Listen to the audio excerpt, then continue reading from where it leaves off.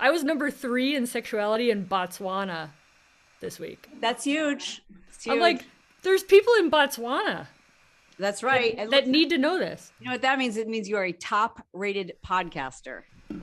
Exactly. Women need That's to right. know. Women need to know about their bodies, man. They're hungry for this.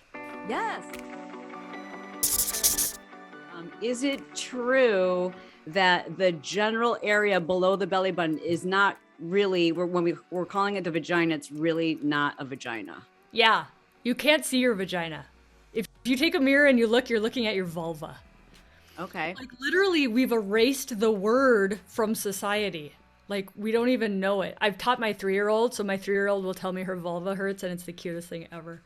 But it's like you've got to know the right words so you can talk to your doctor about like what hurts, right? Or like where it hurts. Because when a woman comes to me and she says down there, I'm like, oh, we got to narrow it down. Like there's a lot going on. So yeah, the external genitalia, the labia majora, minora, clitoris, urethra, the entrance to the vagina, that's all vulva. And then the actual tube on the inside, that's the vagina. Wow. Wow. Okay. Um, can you just give us a quick 101 of our lady parts and what their purpose is? Yes. So the vagina, we'll start on the inside. And the other thing about this is like, I don't know if you remember any sex ed that you got. Sex ed for women includes ovaries and uterus. Yeah.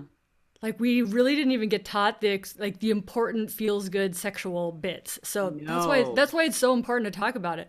So the vagina is the inside tube. Babies come out, periods come out. Think we can put things in there. So that's just it's a tube. It's stretchy. It's elastic. It can accommodate things. The vulva is actually It can accommodate things. it can That's accommodate things. hysterical. Carry things in there. Yes. So the outside is really where the pleasure comes from. The clitoris that we see, if you actually like look at that little nubbin is the tip of the iceberg. That's Mm-hmm. like a 10% of your clitoris. The rest of it is underneath your labia. That's why like labia play feels so good, massage. Labia is like erogenous. We actually have erectile tissue very similar to the penis. It's just the clitoris, and the clitoral bodies are like underneath the labia. So labia Wow. are very important. And that's all pleasurable stuff, wraps all the way around the vagina. One of the more common surgeries I've seen women get is they're calling it vaginoplasty, but it sounds to me like really what they're doing is a labia reconstruction. And Yep. from what you've just described, which I did not realize, I would assume that may have in some way disrupt pleasure and your body's sensation down there. Is that Yeah. fair? Yeah.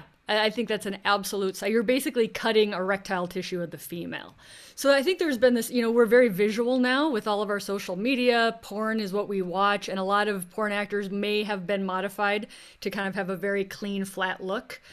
So I think that's where a lot of women are kind of driven to. The Mm. important thing to know about labia minora is they can be unequal in size. The labia minora can be bigger or stick out from the labia majora. It's totally normal.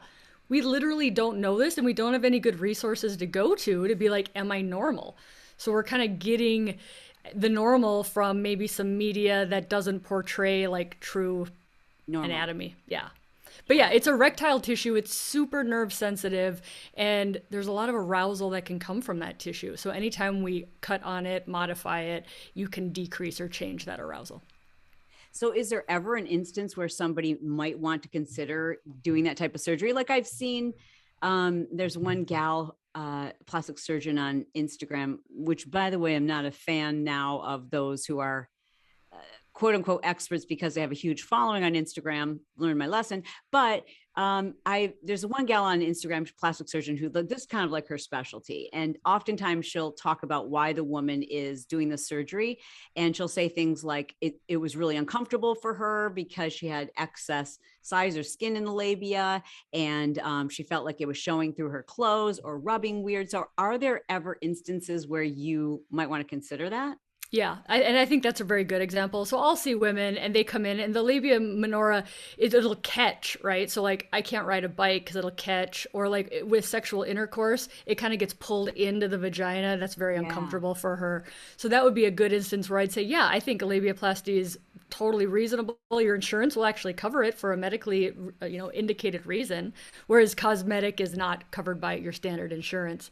Yeah. But I always counsel women. I'm like, in case you didn't know, labia minora is a sexual organ for us. There might be some changes to sensation. I always put that up front. I never want anybody to be surprised afterwards. Yeah, you're so comfortable talking about this, and just even your approach and your style, I love. Like when I listen to your podcast, I'm like, oh, she's my kind of girl.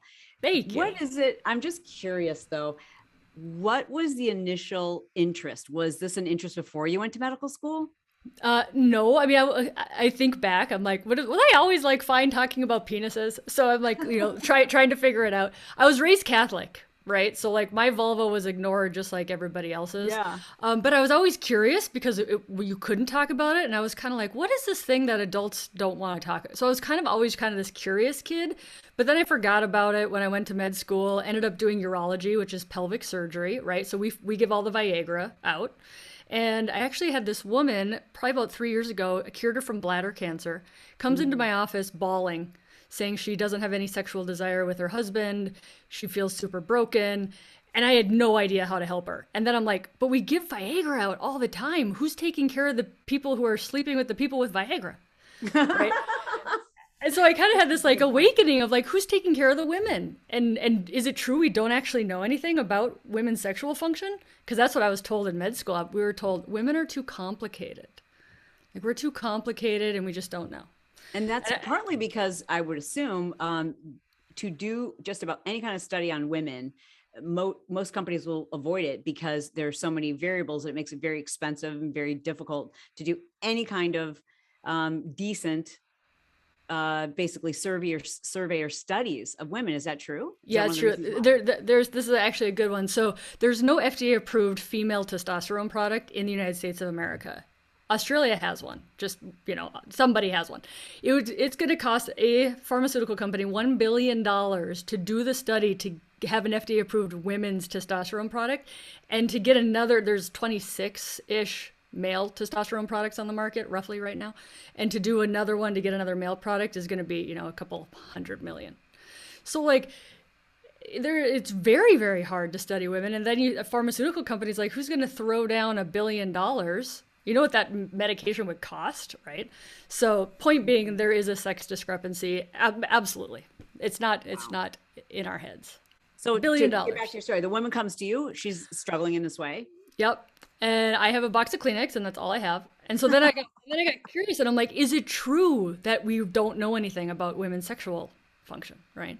And so I go back and I just start reading. I've read like 40 books now, and I start going to the conferences, and like this voice in my head was like, you can't help enough people by just being a doctor in a clinic anymore. You have to start a podcast. You have to start talking.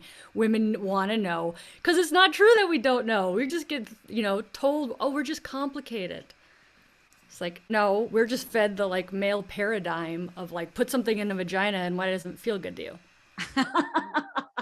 So yeah, there's my short story of like how I now love talking about this. Did you help this woman? And how did you help her? Oh, first of all, vaginal estrogen, because she's postmenopausal, and yes. The vulva and the vagina basically became female because of estrogen. And so when estrogen goes away, those tissues really start to tighten, they get dry, they get less collagen and blood flow, which affects arousal. So the first thing is like, how's your pelvis feel? Because I always tell women, you can't have desire or good sex if you have pain, right? Like our body's job is to avoid pain. So women will come in and they'll be like, I have pain with sex and no desire. And I'm like, no, you have pain with sex. Like you're never going to desire that, right?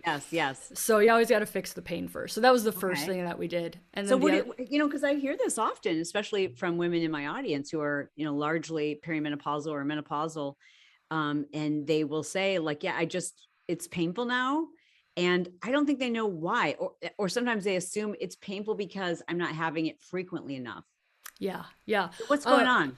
So it's totally just menopause. But I mean, that's the other thing about what we erase in this country, right? Like what woman knows that a dry, painful vagina is just menopause, and that there's something that's pretty cheap and like fixable for it. Like women don't even know that, because I'll tell them, I'll be like, this is just menopause. And they're like, no. Like, so we don't even talk enough about menopause to then say, well, these are the things that happen after menopause.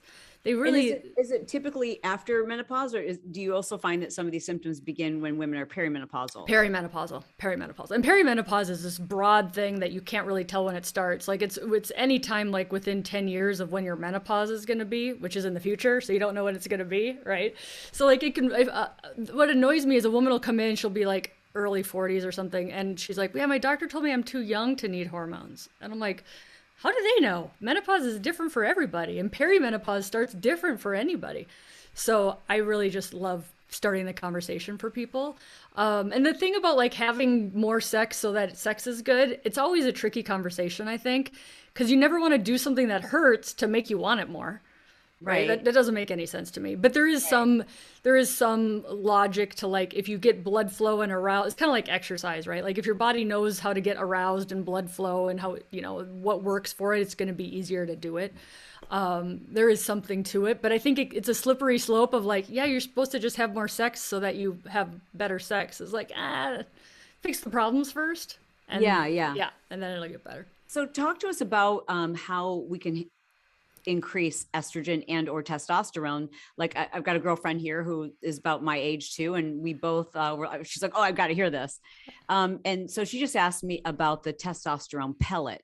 And, whether it's creams or pellets or shots, there's so much misinformation around hormone replacement. And you hear so many people saying like, oh no, you want to avoid that like the plague, or you want to do bioidentical. What's the dealio? Yeah, I love this conversation. This is such an important conversation to have because there's so much misinformation out there.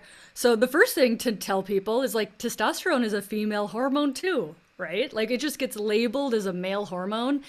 And then we think like, oh, we don't need it, or it's not important, or we actually have, pre-menopause. So like 30, let's pick a 30-year-old. She actually has more testosterone in her body than estrogen. But like nobody knows that, right? Like if you label testosterone a male hormone, you've just made it not necessary for you, right? So testosterone starts going down. Ovaries make testosterone. Also, the women make 1/10 the amount of testosterone as men, right? So men have way, way more, but it's still very important in our body. There's no FDA approved product. Like I said, it's going to cost us $1 billion to make one. So what's happened is kind of this off-label compounding has really been the only avenue for women, and pellets is a really common way to get it. Now, I don't do pellets, but I give testosterone to women. I just use the male product and we dose it at 1/10 the dose. That's dirt cheap too, because it's just generic prescription. Pellets tend to be expensive. I don't make any money off of doing pellets, right? So I have nothing to sell. There is data that shows that pellets are super therapeutic. You're going to get a much higher dose. You can't really reverse it or take it out if you didn't like it. So a lot of women say, hey, hair loss as a side effect, that's really unpopular. They also get this really high steroid dose because of testosterone, and then like have trouble or be uncomfortable kind of coming off of that. So the national. What do you mean by coming off of it? Uncomfortable coming off of it? Like if you take too high of a testosterone dose, it's like a steroid rush, right? And then you're like, it was super great, and it doesn't feel like that anymore, or like like in terms of energy, is that what you mean? Yeah, or just kind of like you can feel like if you get too much testosterone, you can feel kind of ragey. So some people feel like super good, right? But so the national guidelines don't recommend pellets for that reason. Okay. No, they're just super therapeutic. There's data to say compounded hormones have more side effects than the FDA-approved products. So I'm pretty much an FDA-approved product lady, just because I know what you buy is what you're getting, like legitimate. It's not varying depending upon who's making it. And truthfully, it's dirt cheap to be on 1/10 the dose of a generic male product. Super cheap. And what do you find happens when women or what are some of the symptoms that someone might be experiencing if they were low in testosterone? It's so generic though. It's like decreased energy, decreased vitality, feeling less like yourself, decreased muscle mass. So it's kind of generic, just like men on testosterone. You've seen the male advertisers like, are you feeling, less than what you felt? It's just so generic. Yeah. So the guidelines in America really say testosterone for women is for low desire. That's like the legit reason you can go in and get testosterone. It's rare you're going to get it for vitality. But I think it's a part of if you're going in to get hormones anyways and you want, hey, increased desire might be nice. hey, I like to work out. Maybe I want to preserve my muscle strength and my bone health. But there isn't a lot of data to say if testosterone's indicated for all of those things. I see. But I have a lot of women on testosterone along with their estrogen and progesterone. They're like, I feel fantastic. So, which is a nice thing to say. It's a nice thing to feel. Because I think one of the most common things I hear from my audience as they continue to age is, I don't feel like myself. I don't feel good. I look in the mirror. It's harder to do my hair. It's harder to look like myself. I just don't have the energy. I don't have, like, I give 0 Fs. You know what I mean? Like, they just like, I don't care. And they don't like feeling that way. It's not just a place where you're just more confident and don't have tolerance for things, but literally you're like, I just don't feel like myself. Mm-hmm. Yeah. And I think it's legitimate. I think, Western medicine, I'm a doctor. I got trained in Western medicine. We're really good at fixing disease. We're not super awesome at preventing it. Right. It's like, why wait for to go in and feel kind of blah instead of like, hey, I'm 55. I'm having horrible hot flashes. I'm not sleeping well. My libido's kind of tanked. I'd like to help my bones and prevent osteoporosis. Can I do some hormones? Can I just try it? Yeah. And so what's the recommendation for someone who's like, yeah, I think all these things are happening. Do they go to their general practitioner, and what do they ask for? How do they become an advocate for their own sexual health? Yeah, you really, you touched on it. At this point, you have to be your own advocate because doctors aren't trained in this, especially they're not trained in female sexual health. A lot of doctors aren't even trained in menopause, and it happens to 50% of the population if you want to live over the age 50. But in the early 2000s, and this just to explain it, a big study came out in the Women's Health Initiative. Scared the crap out of everybody. Sorry, we didn't check with swearing on your podcast. It scared people. Swear word, nah, we're good. It scared people. So doctors stopped learning how to give hormones for about 20 years. And a lot of women suffered, and we saw lots of things happen because of that. And I think only now, 20 years after that big study came out, we're saying, hold on. We need to start learning about menopause. We've got all these women who are going to spend 1/3 to 1/2 of their life in menopause. How do we take care of them?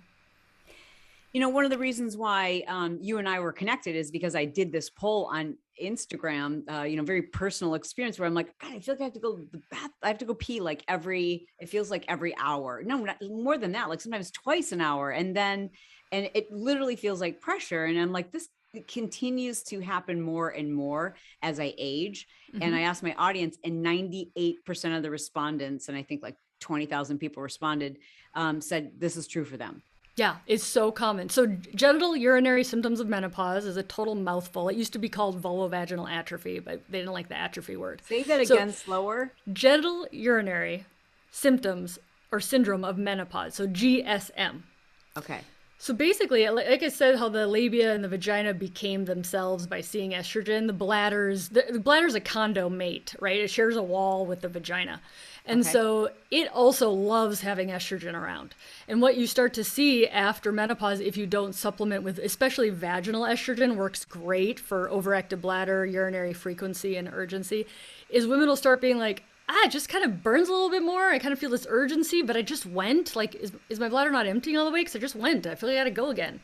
And it's like, did you know that was a symptom of menopause? And they're like, no, because we don't get taught about menopause.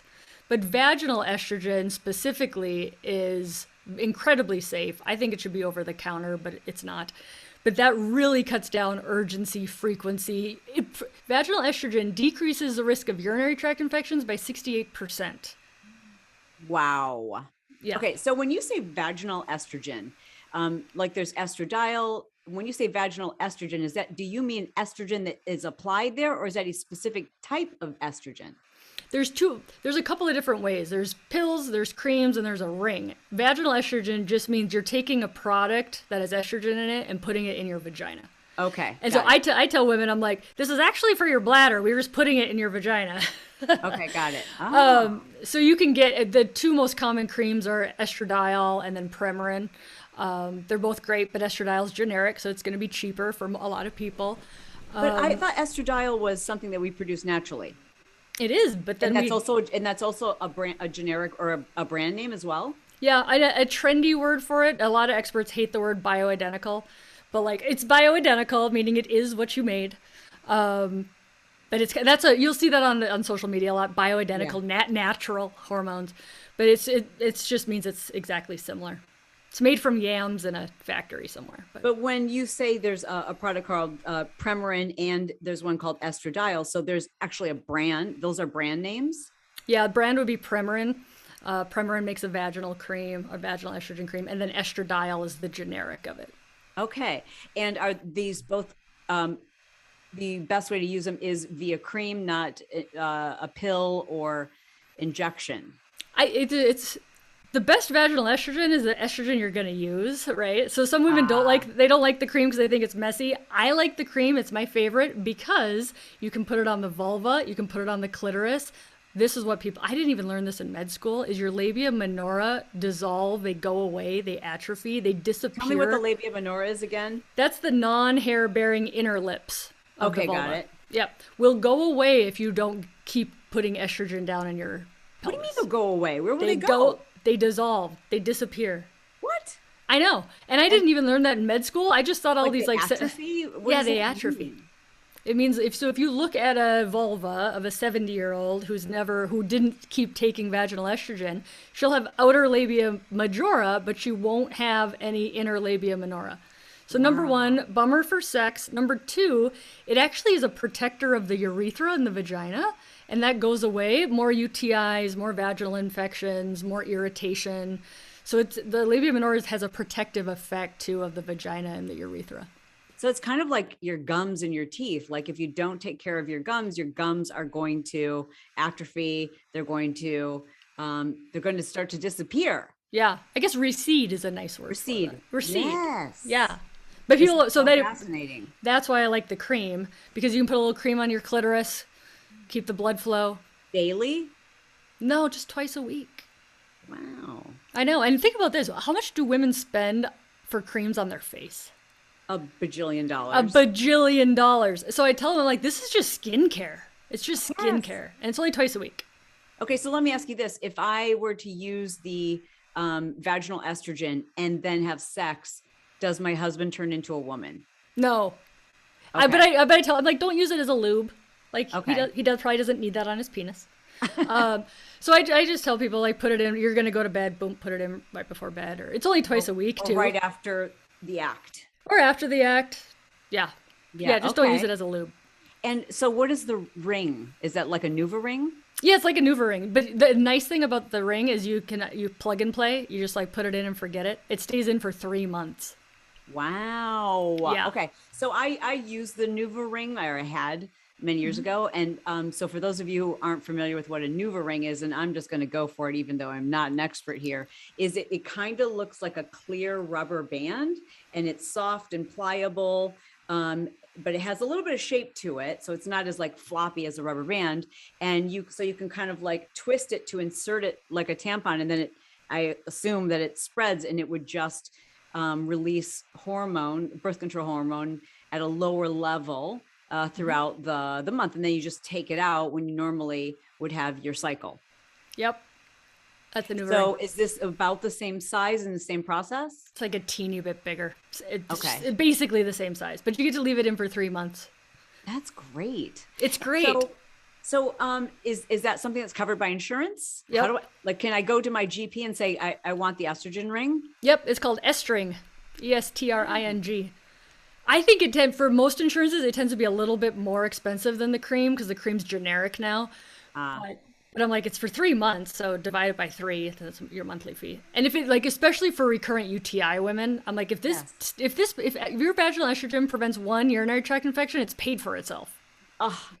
10 times over. Oh my gosh, there's nothing more uncomfortable in the whole world. Like it's so hard to describe. Peeing razor blades. It's always like my friend just said, it's always on the weekend when there's no doctor's office open, and it's impossible to even think. Yeah. When you have one. But so let's talk about the bladder again. One other really common side effect that I hear many women complaining about is like that they don't have the same bladder control. Like they can't sneeze or laugh or do jumping jacks or jump rope anymore. Could that also be related to estrogen? It can, yeah. Mostly related to having vaginal birth. Right. So that's called stress incontinence. So any stress or force on your pelvis creates too much pressure that your pelvic floor can't resist it. So urine leaks out. So that's called stress incontinence. Very common after vaginal deliveries. And then as we age, we lose our collagen. Again, another estrogen, not having enough estrogen byproduct is we lose our collagen. So we lose our collagen and our muscle strength in our pelvis, and we'll have more bladder leakage. Physical therapy works great. Slings are great, but it's mesh in your pelvis. Not everybody's a fan. It does work great as a surgery. And then there's another thing that's kind of newer on the market called Bulkamid, which is basically, if you think of lip filler, it's lip filler for your urethra so you don't leak urine. What are they injecting in there? What or where? What? It's like 98% water, and it's not hyaluronic acid, but it's just a little bit of substance to like keep it there, but it's like mostly water.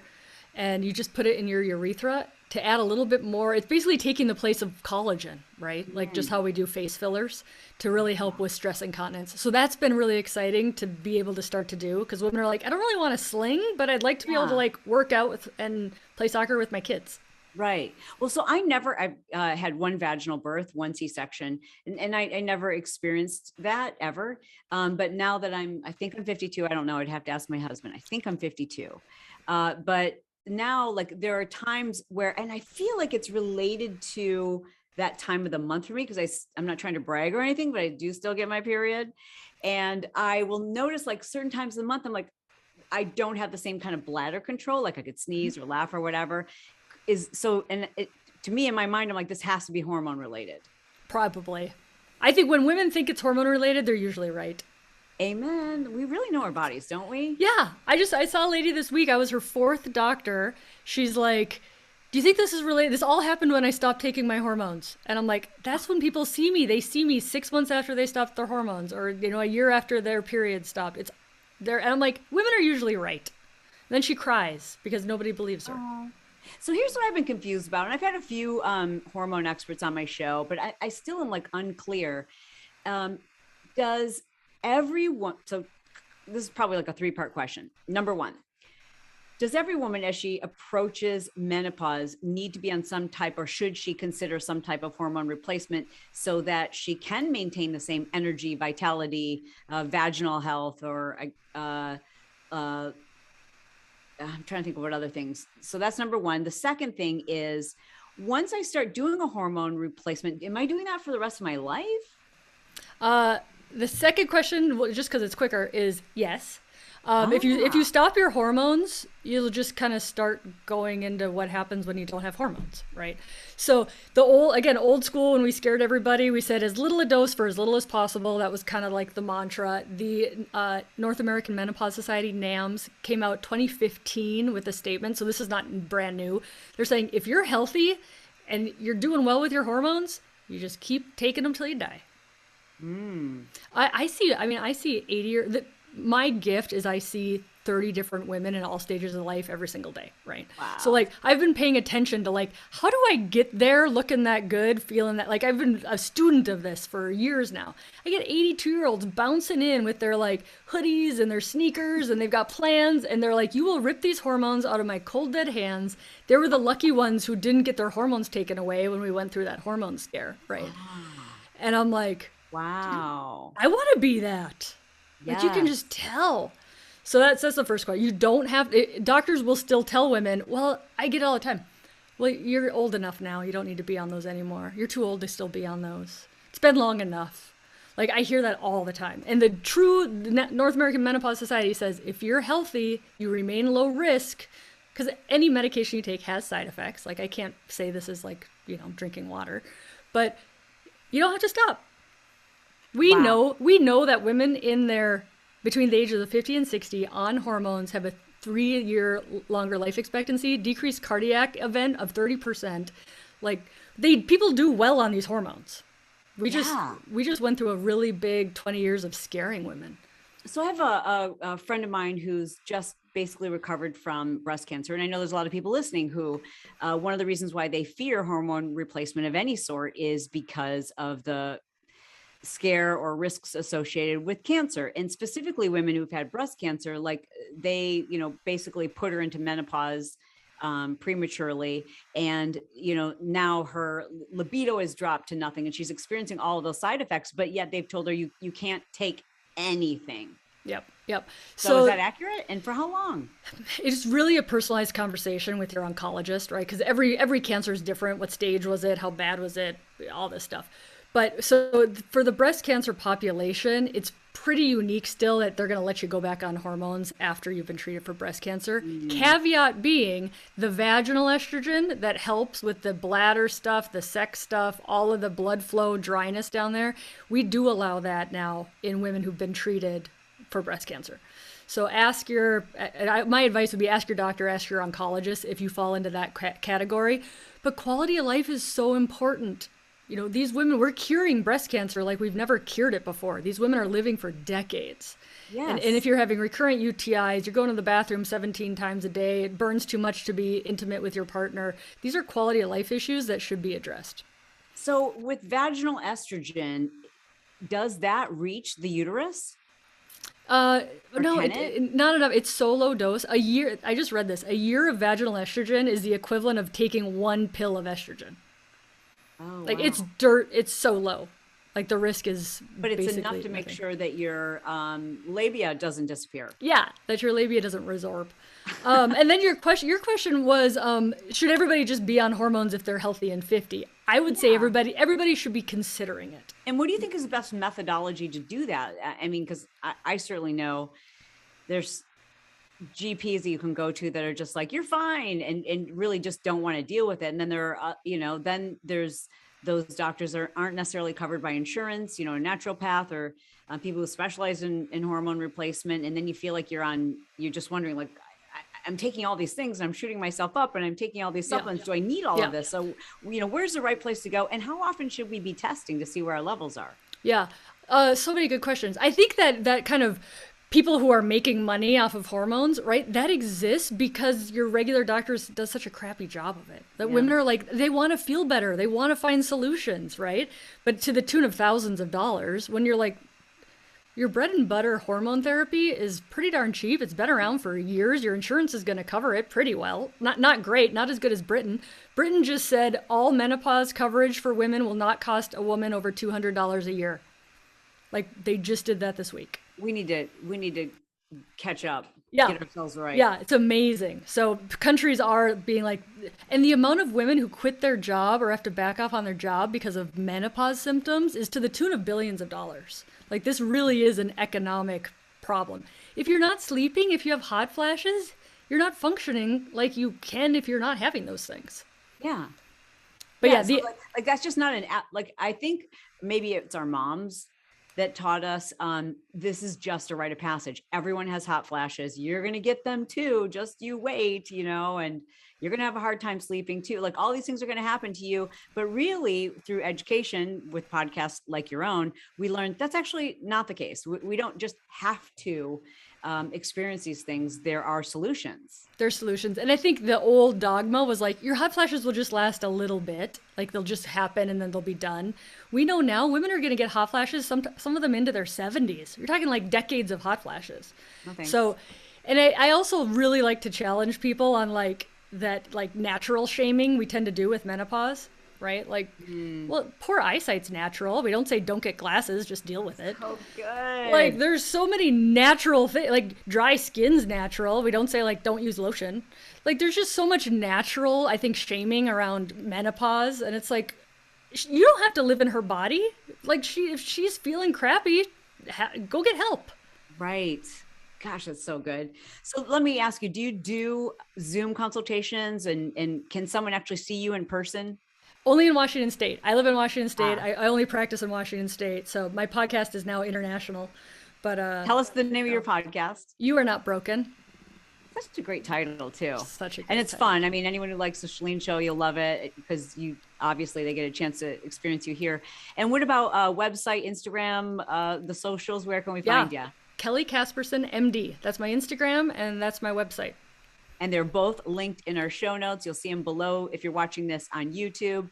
Kelly, you're awesome. Thank you for educating us. Like I sometimes I feel silly that I'm 52 years old. I think that's how old I am, and still referring to that down there as the vajayjay. Down there. Vagina. And now today I find out that's not even it. It's not even it. No, well, I love talking to you. I love that you try to reach all the women and teach them all the things. I'll come on again and we'll talk about sex more specifically. Let's do that. Okay, awesome. Thanks again. I really appreciate you. You're welcome. We'll see you soon.